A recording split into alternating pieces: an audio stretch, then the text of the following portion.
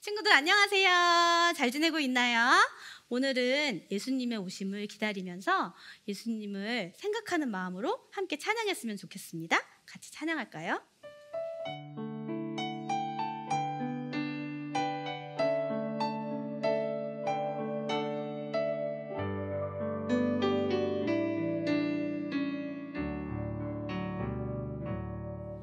아기 예수님의 오심을 기다리며 생각하고 기억합니다. 값없이 주시는 하나님의 참사랑 외아들을 이 땅에 보내셨네. 한 번 더 찬양할게요. 아기 예수님의 오심을 기다리며 생각하고 기억합니다. 값없이 주시는 하나님의 참사랑 외아들을 이 땅에 보내셨네. 우리를 위해서 예수님을 보내신 하나님의 참사랑을 같이 생각하면서 기도하는 마음으로 같이 찬양하겠습니다.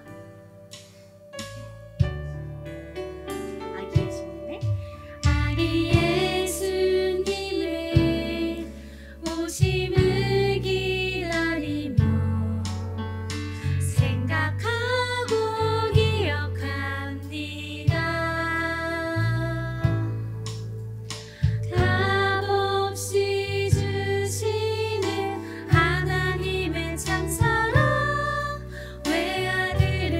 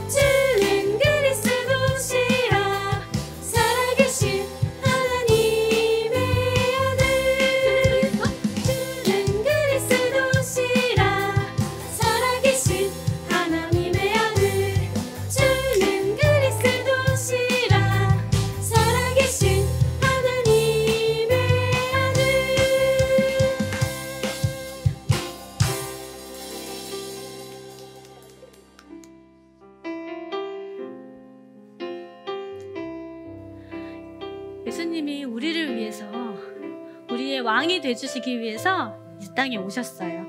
우리 그 예수님을 함께 찬양할게요. 하나님의 아들, 사람의 몸을 입고 이 땅에 오신 예수님은 우리의 왕이 되셨네. 그분은 섬김의 종으로 죽기까지 우리를 위하여 나에게, 너에게, 우리를 위해 오셨어요. 한 번 더 찬양할까요? 하나님의 아들, 사람의 몸을 입고 이 땅에 오신 예수님은 우리의 왕이 되셨네. 그분은 섬김의 종으로 죽기까지 우리를 위하여 나에게, 너에게, 우리를 위해 오셨어요.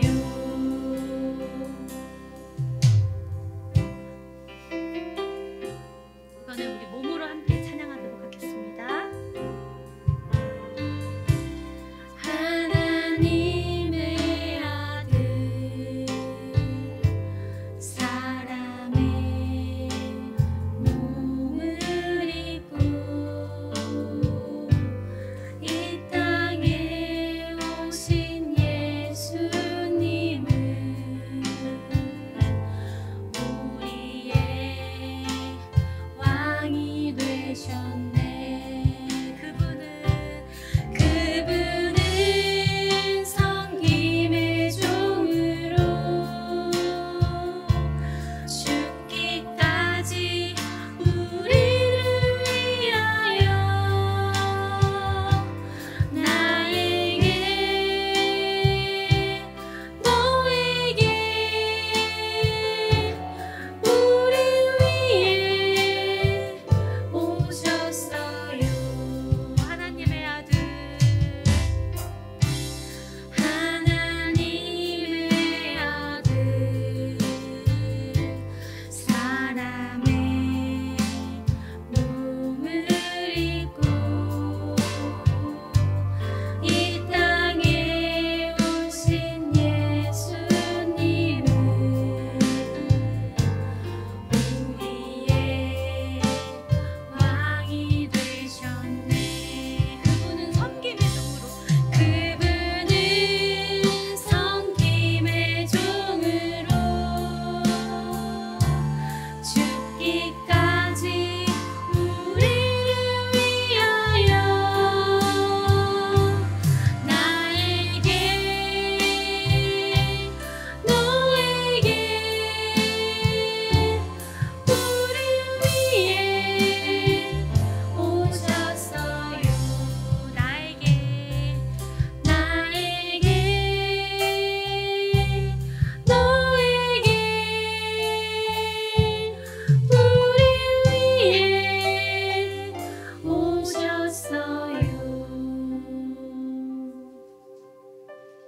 네, 주님 감사합니다. 저희를 위해 예수님을 이 땅에 보내주신 그 하나님을 찬양합니다. 우리가 이제 예수님을 기다립니다. 우리가 예수님을 기다릴 때에 하나님께서 우리를 향한 사랑이 어떤 것인지 더 확실히 알고 더 깊이 아는 시간 될 수 있도록 하나님께서 함께 해주세요.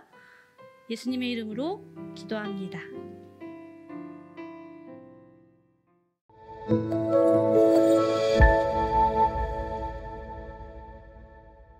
오늘 하나님께서 우리에게 주시는 말씀은 누가복음 2장 4절로 5절까지의 말씀입니다. 같이 한 목소리로 봉독하겠습니다. 요셉도 다윗의 집 족속이므로 갈릴리 나사렛 동네에서 유대를 향하여 베들레헴이라 하는 다윗의 동네로 그 약혼한 마리아와 함께 호적하러 올라가니 마리아가 이미 잉태하였더라. 아멘.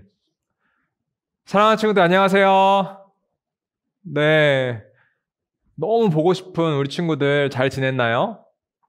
우리가 함께 예배드리지 못한 것이 그러니까 2월 마지막 주인데 벌써 11월 마지막 주에 와 있어요. 이 11월 마지막 주는 특별히 의미 있는 날로 시작이 되는데 바로 대림절이에요. 대림절이 어떤 날인지 보니까 대림절은 예수님께서 2000년 전에 이 땅에 오셨던 날을 기념하고 또 다시 오실 예수님을 우리가 기다리면서 하나님의 나라를 간절히 소망하는 날이에요. 그리고 바로 그날이 오늘인데 첫 번째 대림절이 시작돼요. 그래서 오늘 말씀은 그 대림절 첫 번째 주를 상징하는 첫 번째 초에 불을 붙이는 것으로 시작하려고 합니다.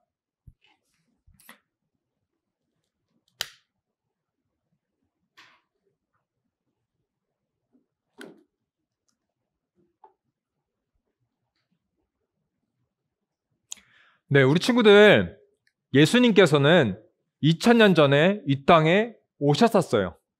그런데 예수님께서 이 땅에 어떻게 오셨냐 하면 짠! 하고 갑자기 나타나신 게 아니에요. 예수님께서는 마리아의 몸에 잉태되어 우리 평범한 사람들처럼 잉태돼서 태어나셨어요. 사람의 몸을 입고 이 땅에 오신 예수님께서는 33년을 이 땅에서 사시다가 다시 하나님 나라로 가셨는데 이때 굉장히 놀라운 일이 있었어요. 그것은 바로 마리아가 결혼을 하지 않은 상태에서 예수님을 배에 잉태하였다는 사실이에요. 그런데 이 사실이 왜 중요할까요? 그것은 너무나도 불가능한 일이고 또 너무나도 위험한 일이었기 때문이었어요. 이 일이 왜 불가능하고 위험한지는 우리 친구들이 이미 잘 알 수도 있고 모를 수도 있는데 불가능한 건 당연히 알겠죠. 왜냐하면 아기가 태어나려면 아빠와 엄마가 결혼을 해가지고 아이를 낳아야 되는데 아까도 이야기했지만 마리아는 그 당시에 남편이 될 요셉과 약혼을 했지만 아직 결혼을 하지 않은 상태였어요. 그러면 이 일이 왜 위험한 일이었을까요? 그것은 이 당시에 처녀가 결혼하지 않은 상태에서 만약에 아이를 낳았다면 이 당시의 율법으로는 돌을 맞아서 죽을 수도 있는 일이었어요.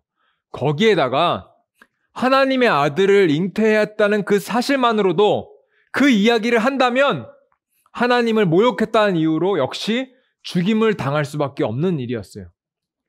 그런데 과연 마리아는 이 사실을 처음 가브리엘 천사에게 들었을 때 어떻게 반응했을까요? 가브리엘 천사가 어느 날 마리아에게 와서 마리아야, 하나님의 아들인 예수님께서 너를 통해 잉태되어 이 땅에 오실 거야 라고 이야기했을 때 마리아가 뭐라고 얘기했을까요? 뭐라고요? 말도 안 돼요. 아니, 제가 만약에 처녀인데 제가 배가 이만큼 나와가지고 아이를 가진다면 사람들이 저를 어떻게 보겠어요? 저 당장 죽일지도 몰라요. 죄송하지만 다른 사람 알아보세요. 저는 그럴 수 없습니다. 이렇게 반응했을까요? 아니에요. 누가복음 1장 38절을 보면 마리아가 가브리엘의 천사의 말에 어떻게 반응했는지가 정확하게 나와 있는데 그 말씀 가운데 마리아는 이렇게 이야기했어요. 하나님께서 내게 은혜를 내리셨느니라. 보라, 네가 잉태하여 아들을 낳으리니 너는 그 이름을 예수라 하라. 그는 위대해지고 가장 높으신 분의 아들이라 불릴 것이니라. 주 하나님께서 그의 조상 다윗의 왕위를 그에게 주시리니 그가 영원토록 야곱의 백성을 다스릴 것이며 그의 왕국은 끝이 없으리라.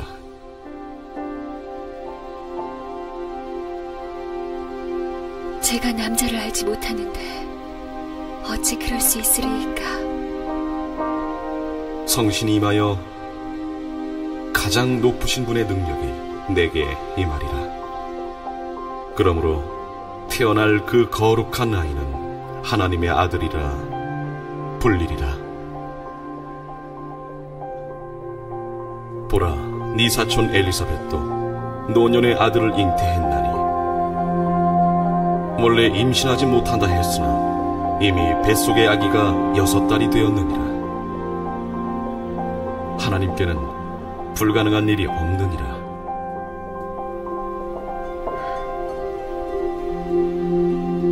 저는 주님의 여종이오니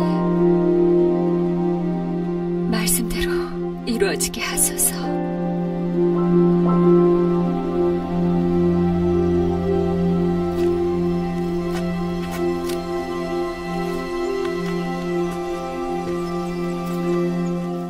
마리아가 이르되 하나님, 주의 말씀이 제게 이루어지리라. 이루어질 것입니다. 이렇게 이야기해요. 다시 말하면, 네 하나님, 저를 사용해 주세요. 제가 비록 결혼을 하지 않은 처녀지만 저를 통해서 예수님께서 오실 수 있다면 저를 사용해 주세요. 이렇게 하나님의 말씀과 계획에 순종했어요. 우리 친구들, 그런데 과연 이 일이 쉬운 일일까요? 마리아가, 처녀가 만약에 아이를 낳는다면 죽을지도 모른다는 사실을 몰랐을까요? 아니요, 알았어요. 이 당시에 살았던 사람들이라면 이 사실을 모를 리가 없어요. 그런데 마리아는 자기가 죽을지도 모르는 상황에서 하나님의 말씀에, 명령에, 계획에 순종했어요.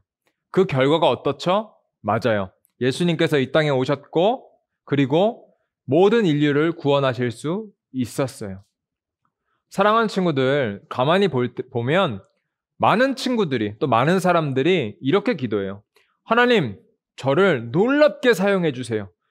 제가 하나님의 큰 그릇으로, 하나님의 큰 통로로, 하나님의 큰 도구로 사용되게 해주세요. 저를 써주세요. 라는 기도를 해요. 그런데 그런 기도 뒤에 만약에 하나님께서 야, 누구누구야, 내가 너 쓸 거야. 내가 너를 놀랍게 쓸 거야. 그런데 너가 그 전에 너가 죽을지도 모르는 그곳에 가야 한다. 네가 죽을지도 모르는 그 일을 해야 한다라고 한다면 우리 친구들 그 일을 쉽게 받아들일 수 있나요? 내가 당장 죽을지도 모르는 상황에서 네, 하나님, 저를 사용해 주세요. 라고 우리 친구들 담대하게 대답할 수 있나요? 아마 쉽지 않을걸요? 그래서 우리한테는 하나님과 더 가까워지는 시간이 필요하고 하나님께 기도로 나가는 시간도 필요하고 그 마음이 훈련되는 시간도 필요해요. 목사님이 군대에 계셨던 한 목사님의 얘기를 들었는데 그 목사님은 실제 전쟁이 이루어지는 그 현장에 계셨대요. 그런데 그때 지휘관이 막 총알이 막 빗발치는 그 상황에서 딱 손짓으로 탁탁탁 하면 그 옆에 있던 병사들이 막 뛰어간다는 거예요. 총알이 막 맞아서 죽을지도 모르는데. 그런데 그때 그 용어가 뭐냐 하면 머슬 메모리라고 한대요. 이 머슬 메모리가 뭐냐 하면 생각하지 않고 몸이 반응하는 거야. 그래서 내가 가다가 총알 맞아서 죽으면 어떡하지? 막 이런 생각이 들기도 전에 명령하면 바로 움직이는 게 바로 머슬 메모리라는 거예요. 그런데 이 머슬 메모리가 갖춰지기 위해서는 이 병사들이 정말 실전과 같은 훈련들을 하고 실전과 같은 여러 가지 설명도 듣고 또 여러 가지 브리핑을 받으면서 늘 마음속에 몸으로 훈련을 하고 있다는 거예요. 그래서 실제 전쟁 현장에서도 그 지휘관의 손동작에도 내가 죽을지도 모르는 상황에 뛰어든다는 거예요. 우리 친구들, 우리가 살아가는 삶도 크게 다르지 않아요. 우리가 평소에 하나님 앞에 훈련이 돼 있고 또 기도로 나아가는 그 훈련이 돼 있다면 그 하나님의 손짓 한 번에 설사 죽을지도 모르는 그 상황 속에 우리가 뛰어들 수 있는 거예요. 그리고 그 결과는 정말로 우리가 원하듯이 우리가 하나님께 놀랍게 쓰임받을 수 있게 되는 것이에요.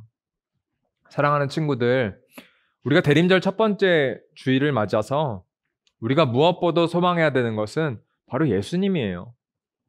언제 다시 오실지 모를 그 예수님을 우리가 간절히 소망하면서 또 우리가 준비되어야 하는 것은 바로 이 순종의 마음입니다.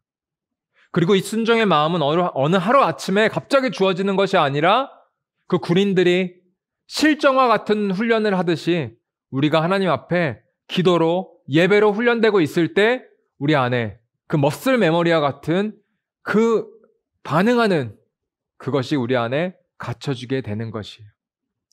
우리가 이번 한 주간도 살아갈 때 우리가 하나님 앞에 그 순종하는 마음으로 또 순종의 훈련을 잘 받게 해달라고 우리가 같이 기도하면서 나아가는 그런 한 주를 보내기를 소망합니다. 우리가 이 시간 같이 기도했으면 좋겠어요. 같이 기도하겠습니다. 사랑하는 하나님, 우리가 대림절 첫 번째 주일을 맞이했습니다. 우리가 이 한 주를 살아가면서 그 어느 때보다도 다시 오실 예수님을 더 간절히 기다리고 소망하게 하여 주시옵소서. 또한 우리가 예수님께서 도저히 이해할 수 없는 일들을 우리에게 시키시고 요구하실 때 그것에 묻지고도 따지지도 않고 바로바로 순종할 수 있는 그 순종의 마음도 주시옵소서. 또 우리가 날마다 매일매일 기도로 또한 예배로 그 순종의 훈련들을 갖고자 하오니 우리 가운데 함께 해주세요. 우리가 주님을 사랑합니다. 예수님 이름으로 기도드립니다. 아멘. 우리 이 시간 예수님께서 가르쳐 주신 기도로 예배를 마치도록 하겠습니다.